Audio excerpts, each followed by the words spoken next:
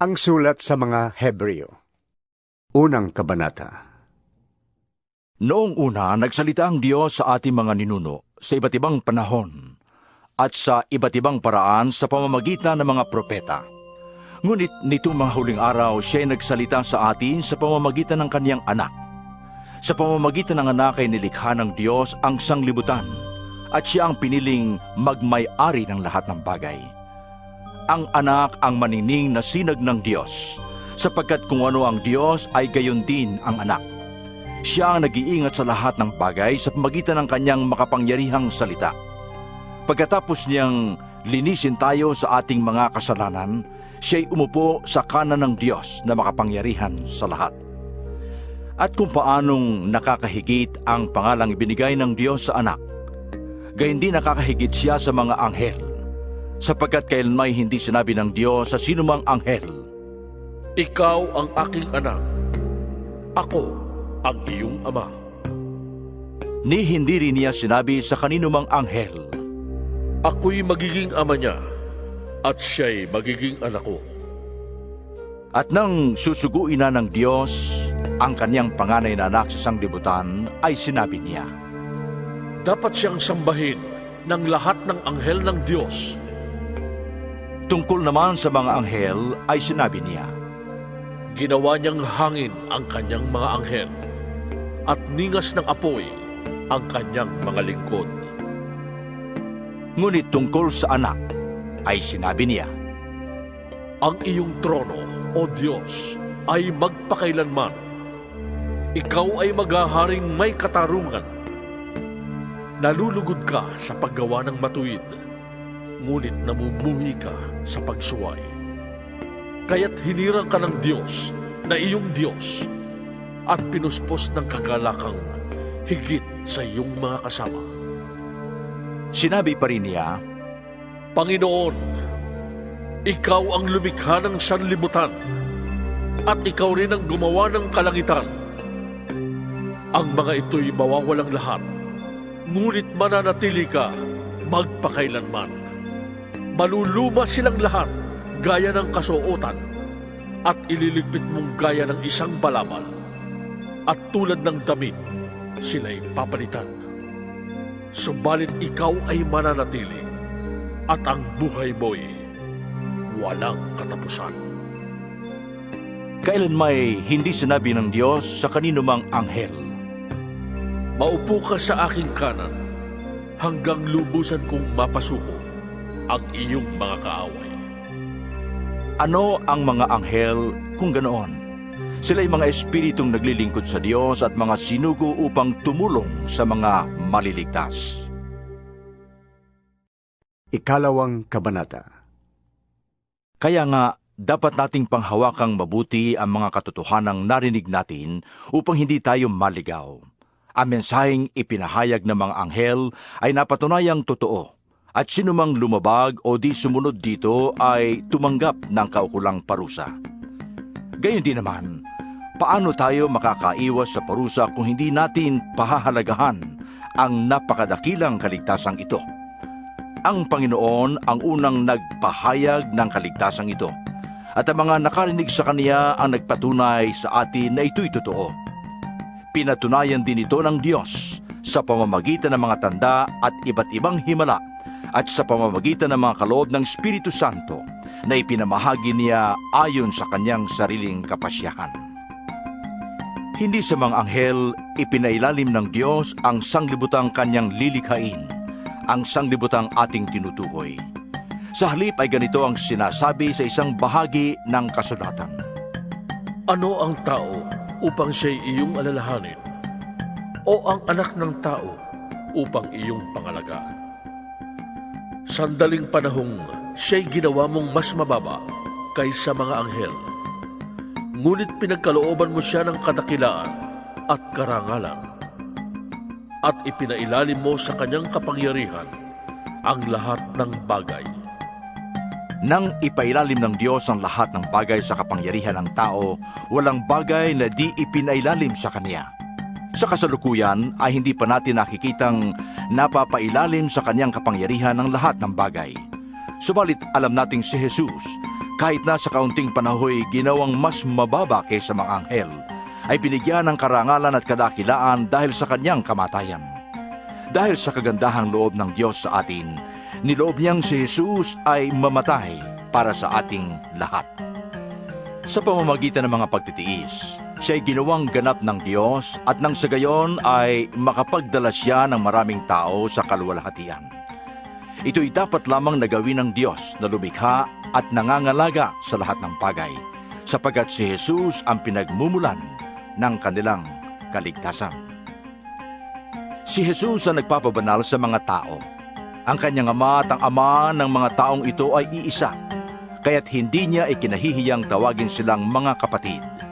Sinabi niya sa Diyos, Ipapahayag ko sa aking mga kapatid ang iyong pangalan, at aawit ako ng papuri sa iyo sa gitna ng kapulungan. Sinabi rin niya, Ako'y mananalig sa Diyos. at dugtong pa niya, Narito ako at ang mga anak na ibinigay sa akin ng Diyos. dahil sa ang mga anak na tinutukoy niya ay tao, naging tao rin si Jesus na tulad nila'y may laman at dugo. Ginawa niya ito upang sa pamagitan ng kanyang kamatayan ay mawasak niya ang kapangyarihan ng Diablo na siyang may kapangyarihan sa kamatayan. At pinalaya niya ang lahat ng tao na habang panahoy inalipin ng takot sa kamatayan. Hindi ang mga anghel ang kanyang tinutulungan, sa halip ay ang mga anak ni Abraham. Kaya't kinailangang matulad siya sa kanyang mga kapatid sa lahat ng paraan.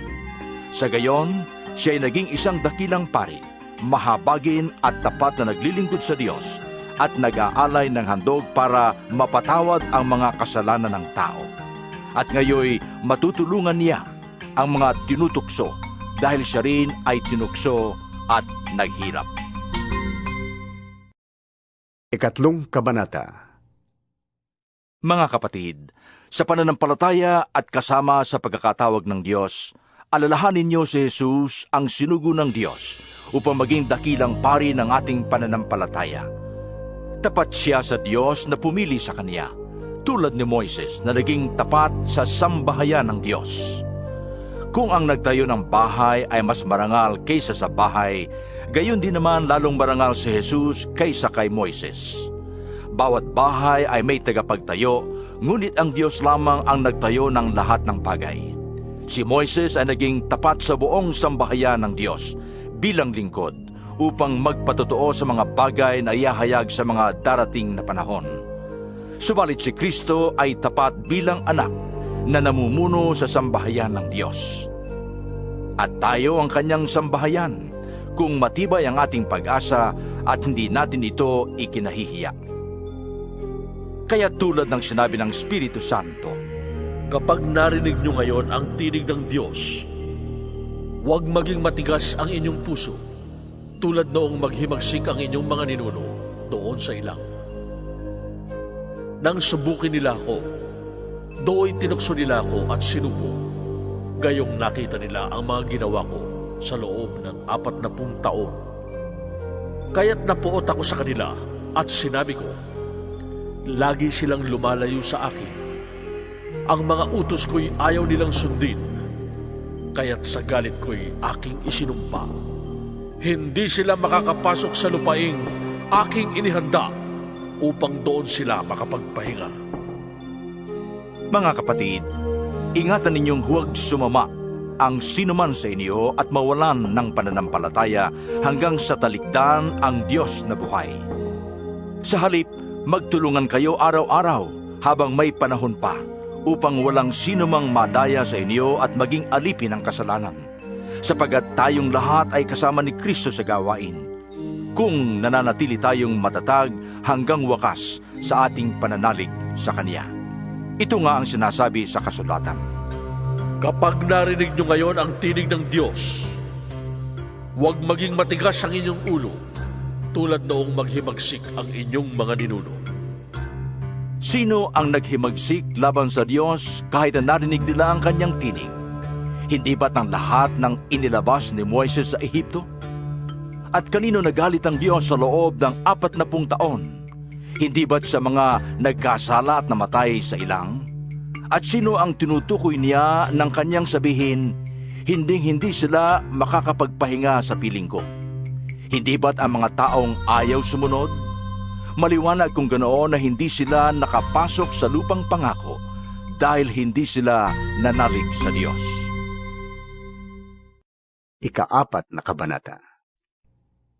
Kaya nga habang nananatili ang pangako ng Diyos, na tayo'y makakapasok at makakapagpahinga sa piling niya, mag-ingat kayo at baka meron sa inyo na hindi makatanggap ng pangakong ito.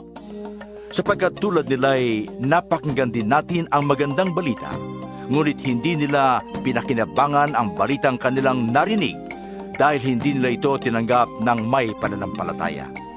Tayo mga sumampalataya ang nakatanggap ng kapahingahang ipinangako.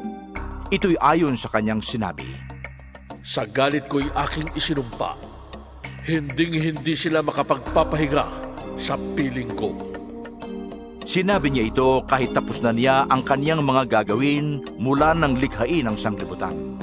Sapagkat sinasabi sa isang bahagi ng kasulatan ang tungkol sa 7 araw. At sa 7 araw, nagpahinga ang Diyos sa kanyang paglikha. At muli pang sinabi, Hindi nila kakamtan ang lupaing aking inihanda upang doon sila makapagpahinga. ang mga unang nakarinig ng magandang balita ay hindi nakapasok dahil hindi sila sumampalataya. Ngunit may mga inaanyayahan pa ring magpahinga sa piling ng Diyos. Kaya't muling nagtakda ang Diyos na isa pang araw na tinawag niyang ngayon. Pagkalipas na mahabang panahon, sinabi sa pamagitan ni David sa kasulatang nabanggit, Ngayon, kapag narinig ninyo ang tinig ng Diyos, huwag ninyong patigasin ang inyong puso. Kung ang mga tao noon ay nabigyan ni Josue ng ganap na kapahingahan, hindi na sana ipinangako pa ng Diyos ang tungkol sa isa pang kapahingahan.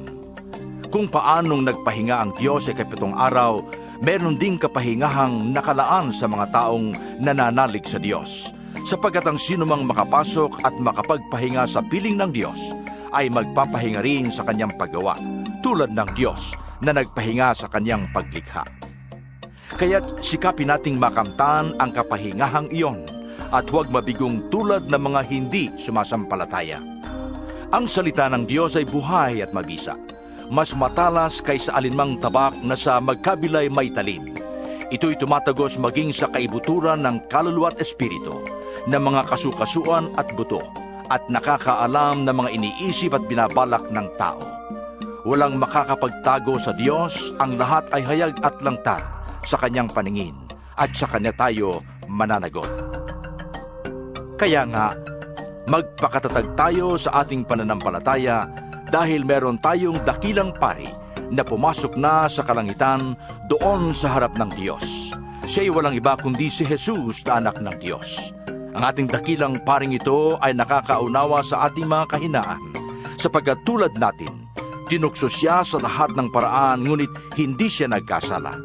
Kaya't huwag tayong mag-atubiling lumapit sa trono ng mahabaging Diyos upang makamtan natin ang habag at kalinga sa panahon ng ating pangangailangan. 5 kabanata. Ang bawat pinakapunong pari ay pinili mula sa mga tao at inilagay sa ganoong tungkulin upang maglingkod sa Diyos para sa mga tao. Siya ang nag-aalay ng mga kaloob at mga handog para mapatawad ang mga kasalanan. Nadarama niya ang kahinaan ng mga mangmang at ng mga naliligaw ng landas, sapagkat siya'y mahina ring tulad nila. At dahil sa kanyang kahinaan, kinakailangang siya'y mag-alay ng handog hindi lamang para sa kasalanan ng iba, kundi para sa kanya ring mga kasalanan. Ang karangalan ng pagiging pinakapunong pari ay hindi maaaring makamtan ni numan sa kanyang sariling kagustuhan. Ang Diyos ang pumipili sa kaniya, tulad ng pagkapili kay Aaron. Gayon din naman, hindi itinaas ni Kristo ang kanyang sarili upang maging dakilang pari. Siya'y pinili ng Diyos na nagsabi sa kaniya, Ikaw ang aking anak. Ako ang iyong ama. Sinabi rin niya sa ibang bahagi ng kasulatan, Ikaw ay pari magpakailanman, ayon sa pagkapari ni Melchizedek. Noong si Jesus ay namumuhay pa rito sa lupa, siya'y nanalangin at lumuluhang nakiusap sa Diyos na makakapagligtas sa kaniya sa kamatayan. At dininig siya ng Diyos dahil lubusan siyang nagpakumbaba. Kahit na siya'y anak ng Diyos, natutuhan niya ang tunay na kahulugan ng pagsunod sa pamamagitan ng pagtitiis. At nang siya'y maging ganap, siya naging walang hanggang tagapagligtas ng lahat ng sumusunod sa kaniyang kalooban. Minarapat ng Diyos na siya'y gawing dakilang pari ayon sa pagkapari ni Melchizedek. Marami pa kaming masasabi tungkol sa bagay na ito, ngunit mahirap ipaliwanag sa inyo sapagkat napakabagal ninyong umunawa. Dapat sana'y mga tagapagturo na kayo, subalit hanggang ngayon kailangan pa kayong turuan ng mga panimulang arali ng salita ng Diyos. Dapat sana'y kumakain na kayo ng matigas na pagkain, ngunit hanggang ngayon, gatas pa lamang ang inyong kaya. Ang nabubuhay sa gatas ay sanggol pa, at wala pang nalalaman tungkol sa tama at mali. Ang matigas na pagkain ay para sa may sapat na gulang at marunong nang kumilala ng mabutit masama. Ika-6 na kabanata. Kaya't iwanan natin ang mga panimulang aralin tungkol kay Kristo at magpatuloy na tayo sa mga araling para sa may sapat na pag-unawa na. Tigilan na natin ang muling paglalagay ng pundasyon tungkol sa pagtalikod sa mga gawang walang kabuluhan at tungkol sa pananalig sa Diyos. Tungkol sa mga bautismo at pagpapatong ng mga kamay at tungkol sa muling pagkabuhay ng mga patay at sa hatol na walang hanggan. Magpatuloy na tayo at iyan ang gagawin namin kung loloobin ng Diyos. Sapagkat paano pang magsisisi at manunumbalik ang mga tumalikod sa pananampalataya. Dati naliwanagan na sila, nakalasap ng kaloob ng langit at naging kabilang sa mga tumanggap ng Espiritu Santo. Nakalasap na rin sila ng kabutihan ng salita ng Diyos at nakadama ng kapangyarihan ng Diyos na lubusang mahahayag sa panahong darating. Kapag sila'y tumalikod pagkatapos malasap ang lahat ng ito, hindi na sila maaari pang maakay sa pagsisisi at mapanumbalik sapagkat muli nilang ipinapako sa krus at inilalantad sa kahihiyan ang anak ng Diyos. Sapagkat pinagpapala ng Diyos ang lupang pagkatapos tumanggap ng masaganang ulan ay sinisibulan ng halamang pinapakinabangan ng mga magsasaka. Subalit kung ang mga damo at halamang matitinig ang tumutubo doon, walang kabuluhan ang lupang iyon, kaya't nanganganib itong sumpain ng Diyos at tupukin sa apoy. Mga minamahal, kahit ganito ang sinasabi namin, natitiyak namin na tungkol sa inyong kaligtasan, mabuti ang inyong kalagayan. Makatarungan ng Diyos, hindi niya malilimutan ang inyong ginawa at ang pagmamahal na inyong ipinakita at hanggang ngayon ipinapakita sa pamamagitan ng paglilingkod ninyo sa mga banal. Ang nais namin ay patuloy na magsumikap hanggang wakas ang bawat isa sa inyo upang makamtan ninyo ang inyong inaasahan. Kaya't huwag kayong maging tamad.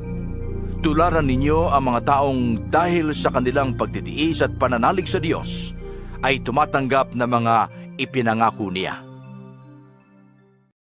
Nang mangako kay Abraham ang Diyos, siya'y nanumpa na tutuparin niya ang kaniyang pangako. Dahil wala nang nakakahigit pa sa kaniya, nanumpa siya sa sarili niyang pangalan. Sinabi niya, Ipinapangako ko na lubos kitang pagpapalain at ang iyong lahi ay aking pararamihin. Matiyagang naghintay si Abraham at natanggap naman niya ang ipinangako sa kaniya. Nanunumpa ang mga tao sa ngalan ng isang nakakahigit sa kanila at sa pamamagitan ng panunumpang ito'y pinagtitibay ang usapan. Gayon din naman, pinagtibay ng Diyos ang kanyang pangako sa pamamagitan ng panunumpa upang ipakita sa kanyang mga pinangakuan na hindi mababago ang kanyang layunin. Hindi nagbabago at hindi man lang nagsisinungaling ang Diyos tungkol sa dalawang bagay na ito, ang kanyang pangako at sumpa. Kaya't tayong nakatagpo ng kanyang kalinga ay panatag ang loob na umaasa sa mga pangako niya. Ang pag-asang ito ang siyang matibay at matatag na angkla ng ating buhay. At ito'y umaabot hanggang sa kabila ng tabing ng templo, hanggang sa dakong kabanal-banalan. Si Jesus ay naunang pumasok doon alang-alang sa atin at naging dakilang pari magpakailanman ayon sa pagkapari ni Melkisedek. Ikapitong Kabanata. Si Melkisedek ay hari ng Salem at pari ng kataas-taasang Diyos. Nang pabalik na si Abraham mula sa pagpuksa sa mga hari, sinalubong siya ni Melkisedek at sinabi sa kaniya, "Pagpalain ka ng Panginoon." Ibinigay ni Abraham kay Melkisedek ay 10 bahagi ng lahat ng nasamsam niya mula sa labanan. Ang unang kahulugan ng pangalang Melkisedek ay hari ng katwiran. At dahil siya ay hari din ng Salem, ibig sabihin siya ay hari ng kapayapaan. Walang nababanggit tungkol sa kanyang ama at ina o sa angkang pinagmulan niya. Hindi rin natala ang kanyang kapanganakan o kamatayan. Tulad ng anak ng Diyos, siya ay pari magpakailanman. Tingnan ninyo kung kaano kadakila si Melkisedek. Ipinagkaloob sa kanya ni Abraham na isang patriarka ay 10 bahagi ng nasamsam niya mula sa labanan. Ayon sa kautusan, ang mga pari mula sa angkan ni Levi ay binigyan ng karapatang kunin ay 10 bahagi ng pag-aari ng mga Israelita na kanilang mga kapatid, kahit ang mga ito ay mula rin sa lahi ni Abraham. Si Melkisedek ay hindi kabilang sa lipi ni Levi, ngunit tumanggap siya na 10 bahagi mula kay Abraham at pinagpala niya ang taong ito na pinangakuan ng Diyos. Nalalaman ng lahat na ang nagbibigay ng pagpapala ay higit na dakila kaysa pinagpapala. Ang mga Levita na tumatanggap na 10 bahagi ay may kamatayan, ngunit buhay si Melkisedek ayon sa kasulatan. Kaya't masasabi na rin na maging si Levi na tumatanggap na 10 bahagi ay nagbigay rin na 10 bahagi sa pamamagitan ni Abraham, sapagkat masasabing si Levi ay nasa katawan pa ng kanyang ninunong si Abraham nang ito'y salubungin ni Melkisedek. Ang kautusan ay binigay ng Diyos sa mga Israelita upang sila'y maging ganap. Kung ang pagiging ganap ay nakamtan sa pamamagitan ng mga paring mula sa angkan ni Levi, hindi na sana kinailangan pa ang ibang pari ayon sa pagkapari ni Melkisedek na iba sa pagkapari ni Aaron. Kapag binago ang pagkapari, kailangan ding baguhin ang kautusan. Ang ating Panginoon ang paring tinutukoy dito. Kabilang siya sa ibang angkan at wala isa man sa angkan niya ang naglingkod bilang pari. Alam ng lahat na siya'y mula sa angkan ni Juda at hindi binanggit ni Moises ang angkang ito nang sabihin niya ang tungkol sa mga pari. Ang bagay na ito ay lalo pang naging maliwanag nang magkaroon ng ibang pari ayon sa pagkapari ni Melkisedek. Naging pari siya dahil sa kapangyarihan ng buhay na kailanmay di matatapos at hindi dahil sa lahing pinagmulan ayon sa hinihingi ng kautusan, sapagkat ito ang sinasabi ng kasulatan tungkol sa kaniya. Ikaw ay pari magpakailanman ayon sa pagkapari ni Melkisedek. Kaya nga, inalis ang unang alituntunin dahil sa ito'y mahina at walang bisa, sapagkat walang sinumang nagiging ganap sa pamamagitan ng kautusan ni Moises. Higit na mabuti ang bagong pag-asang tinanggap natin ngayon, sapagkat sa pamamagitan nito'y nakakalapit na tayo sa Diyos. Ang Diyos ay hindi sumumpa nang gawin niyang pari ang iba, ngunit sumumpa siya nang gawin niyang pari si Jesus ayon sa sinabi niya. Ang Panginoon ay sumumpa at hindi siya magbabago ng isip. Ikaw ay pari magpakailanman. Dahil sa pagkakaibang ito, si Jesus ay nagiging katiyakan ng mas mabuting tipan. Bukod dito, kailangan noon ng maraming pari dahil namamatay sila at hindi nakakapagpatuloy sa panunungkulan. Ngunit si Jesus ay buhay magpakailanman, kaya't walang katapusan ang kanyang pagkapari. Dahil dito, lubusan niyang maililigtas ang lahat ng lumalapit sa Diyos sa pamamagitan niya, sapagkat siya ay nabubuhay magpakailanman upang mamagitan para sa kanila. Si Jesus kung ganoon ang dakilang paring nakakatugon sa ating pangangailangan. Siya'y banal, walang kapintasan o kasalanan. inihiwalay sa mga makasalanan at itinaas sa kalangitan. Hindi siya katulad ng ibang mga pinakapunong pari na kailangan pang mag-alay ng mga handog araw-araw. Unay para sa sarili nilang kasalanan at pagkatapos para sa kasalanan ng mga tao. Minsan lamang naghandog si Jesus at ito'y magpakailanman nang ihandog niya ang kaniyang sarili. May mga kahinaan ang mga pinakapunong pari na pinili ayon sa kautusan. Ngunit ang paring pinili na may panunumpa ay ang anak na banal magpakailanman. At ang panunumpa ng Diyos ay huling dumating kaysa kautusan. 8 Kabanata. Ito ang buod ng aming sinasabi. Tayo'y may dakilang pari na nakaupo sa kanan ng trono ng kataas-taasan. Siya ay naglilingkod doon sa tunay na dakong banal, sa toldang itinayo ng Panginoon at hindi ng tao. Tungkulin ng bawat pinakapunong pari ang mag-alay ng mga kaloob at mga handog. Kaya't kailangang ang ating dakilang pari ay merong ding ihahandog. Sa lupa ay hindi siya maaaring maging pari, sapagkat meron ng mga paring naghahandog ng mga kaloob ayon sa kautusan.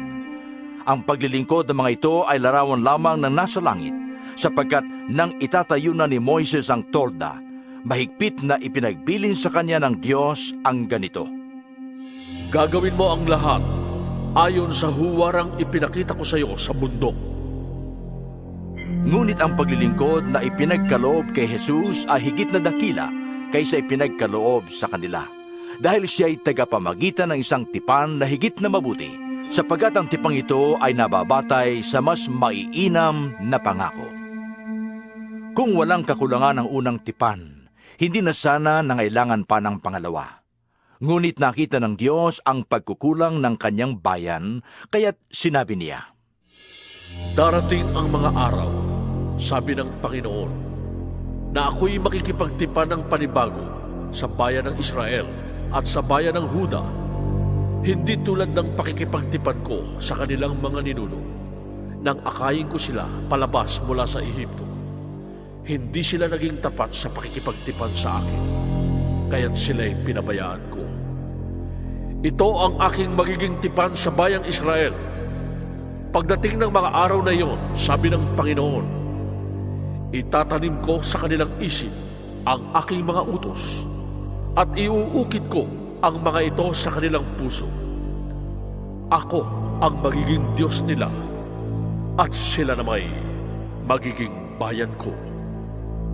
Hindi nakakailanganing ituro ninuman sa kanyang kababayan o sabihin sa kanyang kapatid, kilalanin mo ang Panginoon, sapagkat ako'y makikilala nilang lahat mula sa pinakaaba hanggang sa pinakadakila, sapagkat patatawarin ko sila sa kanilang mga kasalanan at kalilimutan ko na ang kanilang mga kasamaan. Nang sabihin ng Diyos ang tungkol sa bagong tipan, pinawalang bisa niya ang una, at anumang pinapawalang bisa at naluluma ay malapit nang mawala. 9 Kabanata.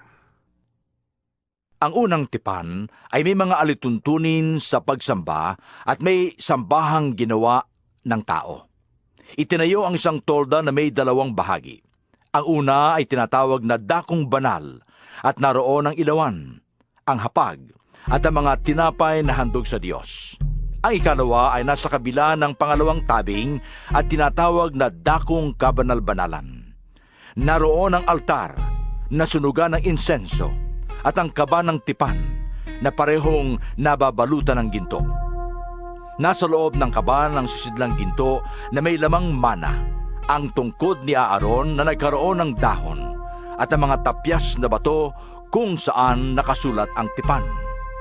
At sa ibabaw ng kaban ay may mga kerubin na nagpapakitang naroon ng Diyos. Nalililiman na mga pakpak na mga kerubin ang trono ng habag, ngunit ito'y hindi na namin ipapaliwanag ng isa-isa ngayon. Ganoon ang pagkakaayos ng loob ng toldang kanilang sinasambahan. Ang mga pari ay pumapasok araw-araw sa unang bahagi upang ganapin ang kanilang tungkulin. Ngunit tanging ang pinakapunong pari ang nakakapasok sa ikalawang bahagi at ito'y minsan lamang niyang ginagawa sa isang taon. Siya ay may dalang dugo na inihahandog sa Diyos para sa mga kasalanang nagawa niya at na mga tao nang hindi nalalaman. Sa ganong kaayusan, maliwanag na itinuturo ng Espiritu Santo na ang daang papunta sa dakong kabanal-banalan ay hindi pa bukas habang nakatayo pa ang unang bahagi ng tolda. Simbolo lamang ang mga iyon at ang kahulugan nito ay ang kasalukuyang panahon. Ang mga kaloob at mga handog na iniaalay ay hindi nagpapabanal sa sumasamba. Ang paglilinis nila'y nauuko lamang sa pagkain at inumin at sa iba't ibang uri ng paglilinis, mga alituntuning panglabas na iiral hanggang sa baguhin ng Diyos ang lahat ng bagay. Ngunit dumating na si Kristo, ang dakilang pari ng bagong tipan, at siya'y naglilingkod doon sa sambahang lalong dakila. Walang katulad at hindi ginawa ng tao. Sa makatuwid ay hindi sa sanglibutang ito. Minsan lamang pumasok si Kristo sa dakong kabanal-banalan, at iyo'y sapat na. Hindi dugo ng mga kambing at bisirong baka ang kanyang inihandog, kundi ang sariling dugo, para mapatawad tayo sa ating mga kasalanan magpakailanman. Kung ang dugo ng mga kambing at toro at ang abo ng dumalagang baka ay iwiniwisik sa mga taong itinuturing na marumi upang sila'y luminis ayon sa kautusan, higit ang nagagawa ng dugo ni Kristo. Sa pamamagitan ng walang hanggang espiritu ay inialay niya sa Diyos ang kanyang sarili bilang handog na walang kapintasan. Ang kanyang dugo ang lumilinis sa ating puso't isip sa mga gawang walang kabuluhan upang tayo'y makapaglingkod sa Diyos na buhay. Kaya nga, si Kristo ang tagapamagitan ng bagong tipan. Sa pamamagitan ng kanyang kamatayan ay ipinatawad ang paglabag ng mga tao noong sila'y nasa ilalim pa ng unang tipan. Dahil dito, makakamtan ng mga tinawag ng Diyos ang walang hanggang pagpapala na kanyang ipinangako. Kapag may testamento, kailangang mapatunayang patay na ang gumawa niyon. Sapagkat ang testamento ay walang bisa habang buhay pa ang gumawa. Magkakabisa lamang iyon kapag siya'y namatay na. Maging ang unang tipan ay hindi pinagtibay kung hindi sa pamamagitan ng dugo ng mga hayop na inihandog. Matapos ipahayag ni Moises sa mga tao ang bawat alituntunin sa kautusan, kinuha niya ang dugo ng mga baka at ng mga kambing at hinaluan niya iyon ng tubig. Kumuha siya ng pulang lana at sanga ng isopo at isinawsaw iyon sa dugong may halong tubig. Winisikan ng aklat ng kautusan at ang mga tao. Kasabay nito'y kanyang sinabi, ito ang dugong nagpapatibay sa tipang ibinigay ng Diyos at ipinapatupad sa inyo. Winisikan din niya ng dugo ang torda at ang mga kagamitan sa pagsamba. Ayon sa kautusan, halos lahat ng bagay ay nililinis sa pamamagitan ng dugo at walang kapatawaran ng kasalanan kung hindi sa pamamagitan ng pagdanak ng dugo. Ang mga bagay sa sambahang iyon ay larawan lamang ng mga nasa langit at kinakailangang linisin sa pamamagitan ng mga handog.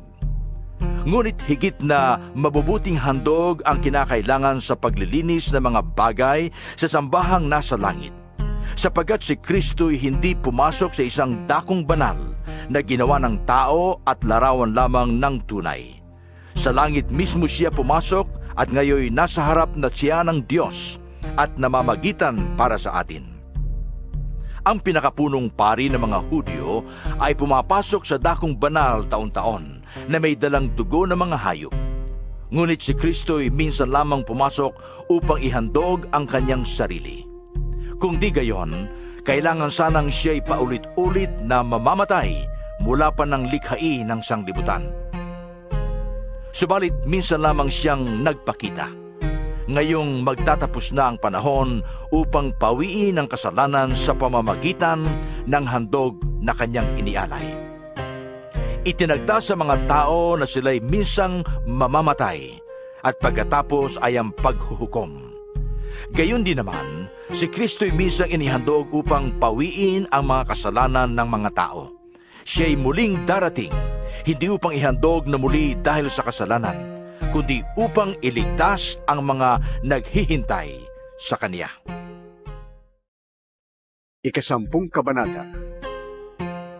Ang kautusan ay malabong anino lamang at hindi ganap na larawan ng mabubuting bagay na darating. Hindi ito nagpapabanal sa mga lumalapit sa Diyos sa pamamagitan ng mga handog na iniaalay taon-taon. Kung napatawad na nga ang mga lumalapit sa Diyos sa pamamagitan ng ganoong mga handog, wala na sana silang dapat aalalahanin at hindi na sila kailangang mag-alay pang muli. Ngunit ang mga alay na ito ang nagpapagunita sa mga tao ng kanilang mga kasalanan taon-taon, sapagkat ang dugo ng mga toro at mga kambing ay hindi makakapawi ng mga kasalanan. Dahil diyan, nang si Kristo'y manaog sa daigdig, sinabi niya sa Diyos, Ang mga alay at handog na hayop ay hindi mo ninais. Kaya't inihanda mo ang aking katawan upang maging handog. Hindi mo kinalugdan ang mga handog na sinusunog at ang mga handog upang pawiin ang kasalanan.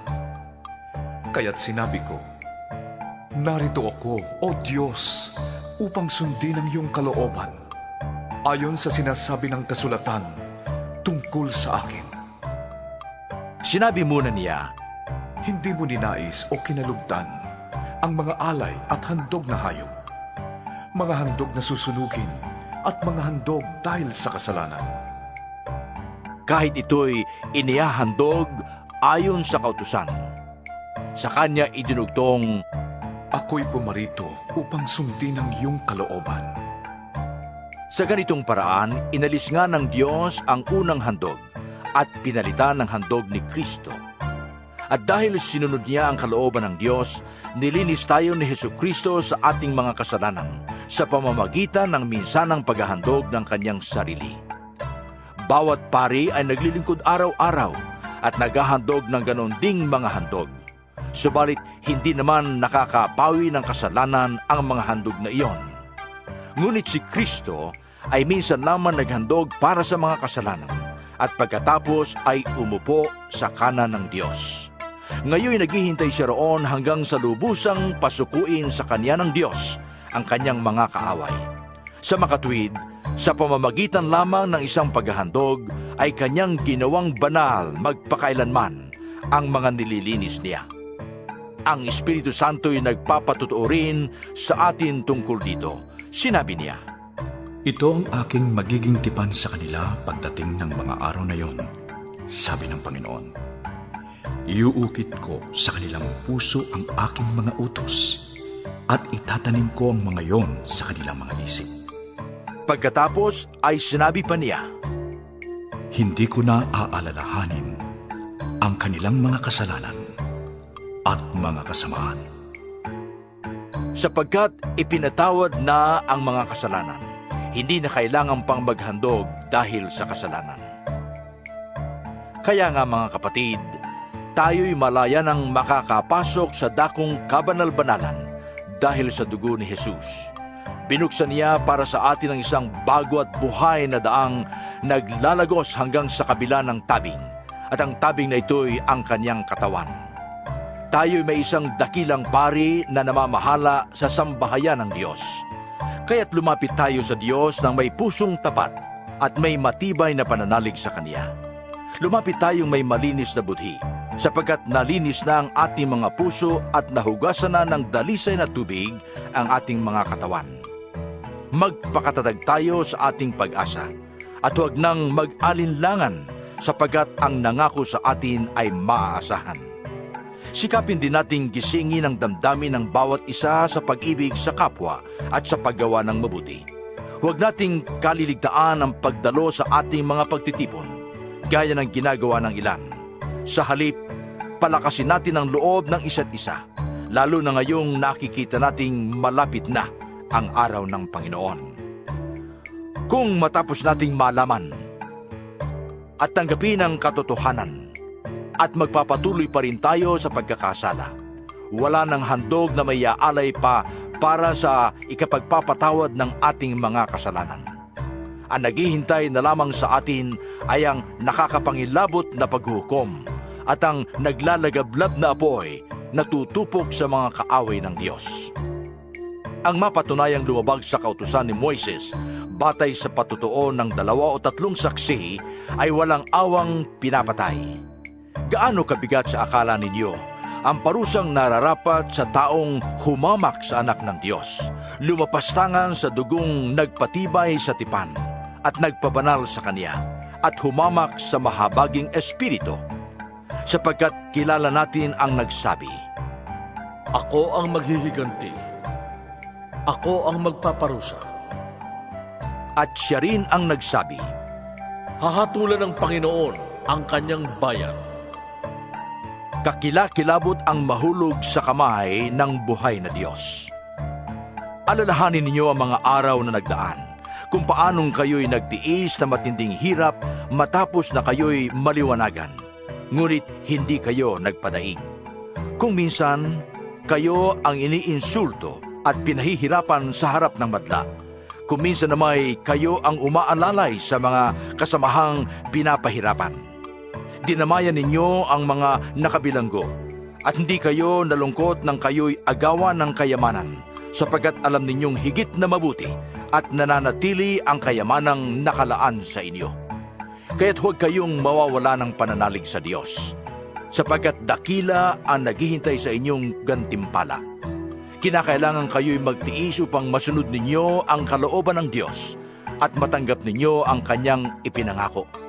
Sapagkat Kaunting panahon na lamang, hindi na magtatagal, at ang paparito ay darating. Ang tapat kong lingkod ay nabubuhay sa pananalig sa akin. Ngunit kung siya'y tatalikod, hindi ko siya kalulugdan. ngunit hindi tayo kabilang sa mga tumatalikod at napapahamak, kundi sa mga nananalig sa Diyos at sa naliligtas. 11 kabanata. Ang pananalig ay pagtitiwala na mangyayari ang mga inaasahan at katiyakan tungkol sa mga bagay na di nakikita. Kinalugdan ng Diyos ang mga tao noong una dahil sa kanilang pananalig sa Kanya. Dahil sa pananalig, nauunawaan natin na ang sanglibutan ay nilalang sa pamamagitan ng salita ng Diyos, at ang mga bagay na nakikita ay mula sa mga hindi nakikita. Dahil sa pananalig sa Diyos, si Abel ay nag-alay ng mas mabuting handog kaysa sa inihandog ni Cain. Kaya naman, si Abel ay kinilalang matuwid nang tanggapin ng Diyos ang kaniyang handog. Kahit patay na siya, nagsasalita pa siya sa pamamagitan ng kaniyang pananalig sa Diyos. Dahil sa pananalig sa Diyos, hindi namatay si Enoch, kundi inilipat sa kabilang buhay. Hindi na siya nakita sapagkat inilipat na nga siya ng Diyos. Sinasabi sa kasulatan na si Enoch ay naging kalugod-lugod bago siya kinuha ng Diyos. Hindi kinalulugdan ng Diyos ang hindi nananalig sa Kanya, sapagkat ang sinumang lumalapit sa Diyos ay dapat maniwalang may Diyos na nagbibigay ng gantimpala sa mga humahanap sa Kanya. Dahil sa pananalig, pinakinggan ni Noe ang babala ng Diyos tungkol sa mga bagay na mangyayari na hindi pa niya nakikita. Gumawa siya ng isang barko upang siya at ang kanyang pamilya ay maligtas. Sa pamamagitan nito ay nahatulan ng sanglibutan at siya'y ibinilang na matuwid dahil sa kanyang pananalig sa Diyos. Dahil sa pananalig sa Diyos, sumunod si Abraham nang siya'y papuntahin ng Diyos sa lupaing ipinangako sa kaniya. Humayo nga siya, kahit hindi niya alam kung saan siya pupunta. Dahil din sa kanyang pananalig, siya'y nanirahan bilang dayuhan sa lupang ipinangako sa kaniya. Mga tolda ang naging tirahan niya, gayon din nina Isaac at Jacob, na tumanggap din ng pangakong katulad niyon. Samantala, hinihintay niya ang lungsod na Diyos mismo ang nagplano at nagtatag. Dahil din sa pananalig, si Abraham ay nagkaroon ng kakayahang maging ama. Kahit na siya'y matanda na, at si Sarah ay hindi maaaring magkaanak. Nanalig siyang tutuparin ng Diyos ang kanyang pangako. Kaya sa isang taong may tuturing na halos patay na, ay nagmula ang isang lahi na naging kasindami ng bituin sa langit at ng buhangin sa dalampasigan. Silang lahat ay namatay na may pananalig sa Diyos. Hindi nila nakamtan ang mga ipinangako ng Diyos, ngunit natanaw nila iyon mula sa malayo. Kinilala nilang sila'y mga dayuhan lamang at nangingibang bayan dito sa lupa. Ipinapakilala ng mga taong nagsasalita ng ganoon na naghahanap pa sila ng sariling bayan. Kung ang mahal nila ay ang lupaing kanilang pinanggalingan, may pagkakataon pa sana silang makabalik roon. Ngunit ang hinahangad nila ay isang lungsod na lalong mabuti, iyong nasa langit. Kaya naman hindi ikinahiya ng Diyos na siya ay tawaging Diyos nila, sapagkat sila'y ipinaghanda niya ng isang lungsod. Nang subukin ng Diyos si Abraham, pananalig din ang nag-udyok sa kaniya na ialay si Isaac bilang handog sa Diyos. Handa niyang ihandog ang kaisa-isa niyang anak, gayong ipinangako sa kaniya ng Diyos na kay Isaac magmumula ang magiging lahi niya. Naniwala siya na kaya ng Diyos na bumuhay ng patay, kaya't sa patalinghagang pangungusap, nabalik nga sa kanya si Isaac mula sa mga patay. Dahil sa pananalig sa Diyos, iginawad ni Isaac kina Jacob at Esau ang pagpapala para sa hinaharap. Dahil sa pananalig sa Diyos, iginawad ni Jacob ang pagpapala sa dalawang anak ni Jose bago siya namatay. Humawak siya sa kanyang tungkod at sumamba sa Diyos. Dahil sa pananalig sa Diyos, sinabi ni Jose nang siya'y malapit ng mamatay na makakaalis sa Ehipto ang mga Israelita at ipinagbilin sa kanila na dalhin ang kanyang mga buto sa kanilang pag-alis. Dahil sa pananalig sa Diyos, ang mga magulang ni Moises ay hindi natakot na sumuway sa utos ng hari nang makita nilang maganda ang sanggol. Itinago nila ito sa loob ng 3 buwan. Dahil sa pananalig sa Diyos, tumanggi si Moises nang siya'y mayroon ng sapat na gulang na tawagin siyang anak ng prinsesang anak ng hari. Inibig pa niyang makihati sa kaapihang dinaranas ng bayan ng Diyos kaysa magtamasa ng mga panandaliang aliw ng mundong ito na dulot ng kasalanan. Itinuring niyang higit na mahalaga ang pagtitiis ng hirap dahil sa Mesiyas kaysa mga kayamanan ng Ehipto, sapagkat nakatuon ang kanyang paningin sa mga gantimpala sa hinaharap. Ang pananalig din sa Diyos ang nag-udyok kay Moises na lisanin ang Ehipto kahit magalit ang hari. Matatag ang kanyang kalooban sapagkat para niyang nakita ang Diyos. Dahil din sa pananalig na iyan, itinatag niya ang Paskwa at iniutos sa mga Israelita na pahiran ng dugo ang pintuan ng kanilang mga bahay upang huwag patayin ng anghel na mamumuksa ang mga panganay nila. Dahil sa pananalig sa Diyos, nakatawid ang mga Israelita sa dagat na pula na parang lumalakad sa tuyong lupa. Ngunit nalunod ang mga Ehipsyo nang sila'y tumawid. Dahil sa pananalig ng mga Israelita sa Diyos, gumuho ang pader ng Jericho matapos nilang ligirin ito ng 7 araw. Dahil sa pananalig sa Diyos, si Rahab, ang babaeng may maruming pamumuhay, ay hindi napahamak na kasama ng mga ayaw pasakop sa Diyos, sapagkat malugod niyang pinatuloy ang mga espiyang Israelita. Magpapatuloy pa ba ako? Kulang ang panahon para maisalaysay ko ang tungkol kina Gideon, Barak, Samson, Jefte, David, Samuel at mga propeta. Dahil sa pananalig nila sa Diyos, nagwagi sila laban sa mga kaharian, namuhay sila ng matuwid at nagkamit ng mga ipinangako ng Diyos. Napaamo nila ang mga leon, Napatay ang naglalagablab na apoy at nakaligtas sila sa tabak. Sila'y mahihina, ngunit binigyan ng lakas upang maging magiting sa digmaan. Kaya't natalo ang hukbo ng mga dayuhan. Dahil sa pananalig sa Diyos, ipinalik sa ilang mga babae ang kanilang mga patay matapos buhaying muli.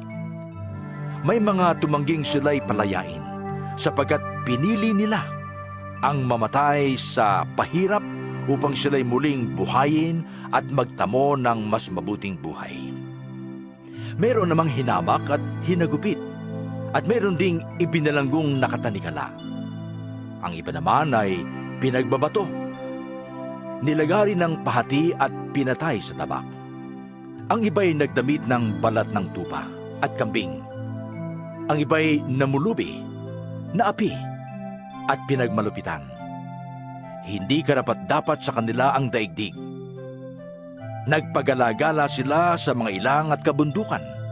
Nagtago sila sa mga yugib at lungga sa lupa. At dahil sa kanilang pananalig sa Diyos, nag-iwan sila ng isang kasaysayang hindi malilimot kailanman. Ngunit ang pangako ng Diyos ay hindi natupad sa kanilang kapanahunan, sapagkat may lalong magandang layunin ng Diyos para sa atin.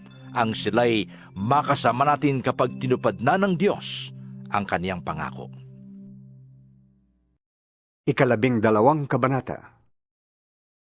Kaya nga, dahil napapaligiran tayo ng napakaraming saksi, talikdan natin ang kasalanan at ang anumang balakid na pumipigil sa atin. Buong tiyaga tayong tumakbo sa paligsahang ating sinalihan. Ituon natin ang ating paningin kay Jesus na siyang pinagmumulan at kabuuan ng ating pananampalataya. Dahil sa kagalakang naghihintay sa Kanya, hindi Niya ikinahiya ang mamatay sa krus. At siya ngayoy nakaupo sa kanan ng trono ng Diyos. Isip-isipin ninyo kung gaano ang tiniis Niyang pag-uusig ng mga makasalanan upang hindi kayo manglupaypay o panghinaan ng loob. Hindi pa humahantong sa pagdanak ng dugo ang pakikipaglaban ninyo sa kasalanan. Nalimutan na ba ninyo ang panawagan ng Diyos sa inyo bilang mga anak Niya, mga salitang nagpapalakas ng loob? Anak ko, huwag mong ipagwalang-bahala kapag itinutuwid ka ng Panginoon, at huwag kang panghinaan ng loob kapag ikaw ay pinaparusahan Niya. Sapagkat pinaparusahan ng Panginoon ang mga iniibig Niya at pinapalo ang itinuturing Niyang anak. Tiis ninyo ang lahat ng hirap bilang pagtutuwid ng isang ama, sapagkat ito'y nagpapakilalang kayo'y tinatanggap ng Diyos na tunay na mga anak. Sinong anak ang hindi itinuwid ng kanyang ama? Kung ang pagtutuwid na ginagawa sa lahat ng anak ay di gawin sa inyo, hindi kayo tunay na mga anak, kundi mga anak sa labas. Hindi ba't pinaparusahan tayo ng ating mga magulang? At dahil yan ay iginagalang natin sila? Hindi ba lalong nararapat na tayo'y pasakop sa Diyos na ating Ama sa Espiritu upang tayo'y mabuhay? Sa loob ng maikling panahon, itinuwid tayo ng ating mga magulang para sa ating ikabubuti. Gayon din naman, itinutuwid tayo ng Diyos sa ikabubuti natin upang tayo'y maging banal na tulad Niya. Habang tayo itinutuwid, hindi tayo natutuwa, kundi naghihinagpis.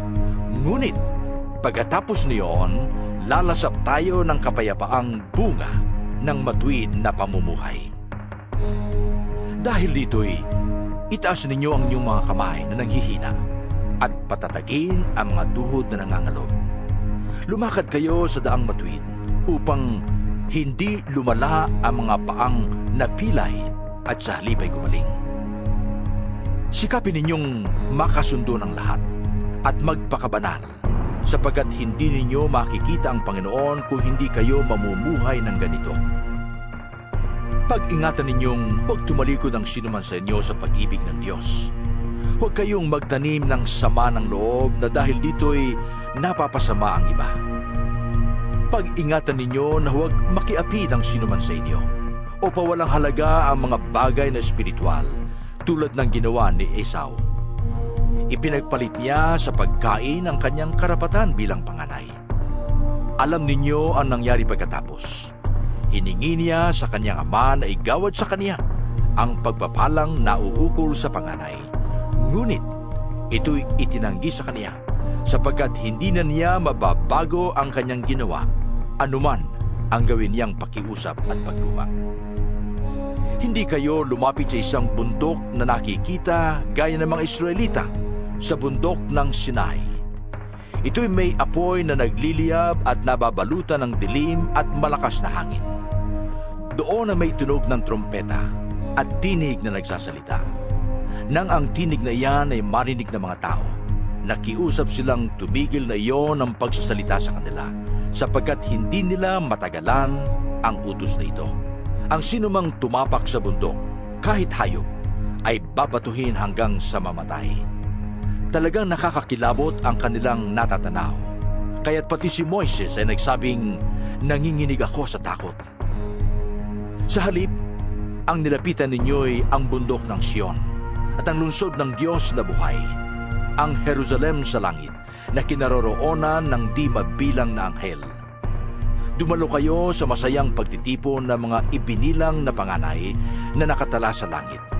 Lumapit kayo sa Diyos na hukom ng lahat at sa mga espiritu ng mga taong ginawang banal. Lumapit kayo kay Jesus, ang tagapamagitan ng bagong tipan. Ang dugo niyang dumanak ay may pangako ng mas mabubuting bagay kaysa sa isinisigaw ng dugo ni Abel. Kaya't makinig kayong mabuti sa kanya na nagsasalita. Ang tumangging makinig sa nagsalita sa kanila dito sa lupa ay hindi nakaligtas sa parusa. Gaano pa kaya tayo kung tayo'y tatangging makinig sa nagsasalita mula sa langit? Dahil sa kanyang tinig, nayanig noon ang lupa. Ngunit ipinangako niya ngayon, minsan ko pang yayanigin, hindi lamang ang lupa, kundi pati ang langit.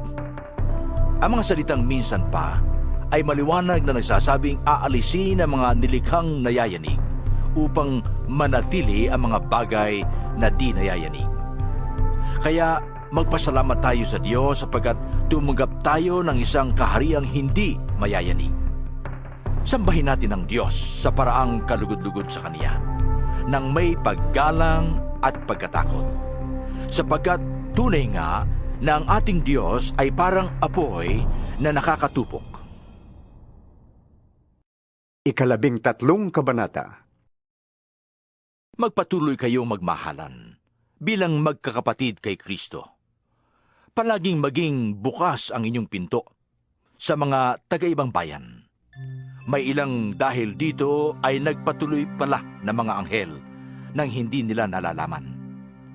Alalahanin niyo ang mga nakabilanggo na parang kayo'y nakabilanggo ring kasama nila. Damayin din ninyo ang mga pinagmamalupitan na parang kayo'y dumaranas din ng ganoon. Dapat igalang ng lahat ang pagsasama ng mag-asawa at maging tapat ang mga ito sa isa't isa, sapagkat hahatulan ng Diyos ang mga nakikiapid at nangangalunya. Huwag kayong magmukhang salapi at masiyahan na kayo sa anumang nasa inyo, sapagkat sinabi ng Diyos, Hindi kita iiwan, ni pababayaan man. kaya't malakas ang loob na masasabi natin, Ang Panginoon ang tumutulong sa akin. Hindi ako matatakot. Ano ang magagawa sa akin ng tao? alalahanin niyo ang mga dating nangasiwa sa inyo, ang mga nagpahayag sa inyo ng salita ng Diyos. Isipin ninyo kung paano sila namuhay at tularan ninyo ang kanilang pananalig sa Diyos.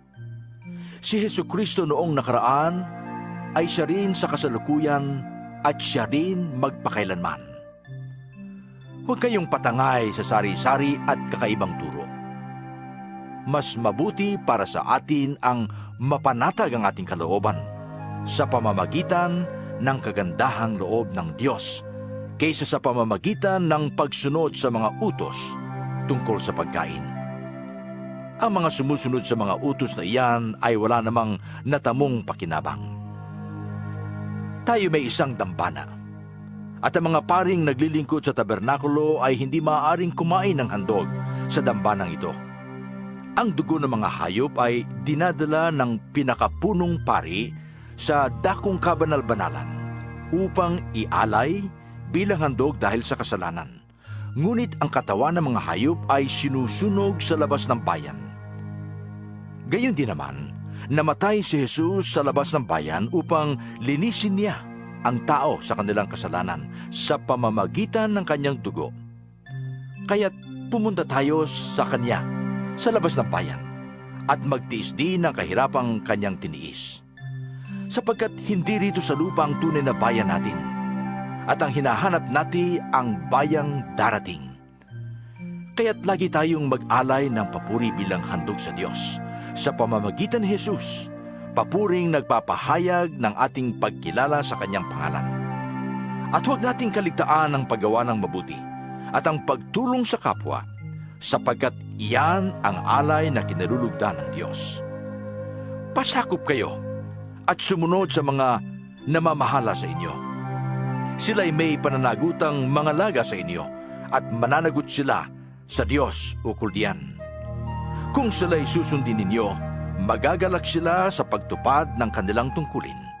Kung hindi, sila'y mamimighati at hindi ito makakabuti sa inyo. Ipanalangin niyo kami. Nakatitiyak kaming malinis ang aming budhi at hinahangad naming mabuhay ng matuwid sa lahat ng panahon. Higit sa lahat, hinihiling kong ipanalangin ninyo na ako'y makabalik agad sa inyo. Ang Diyos na pinagmumula ng kapayapaan, ang siyang muling bumuhay sa ating Panginoong Hesus, na naging dakilang pastol ng mga tupa, dahil sa kanyang dugo na nagpatibay sa walang hanggang tipan.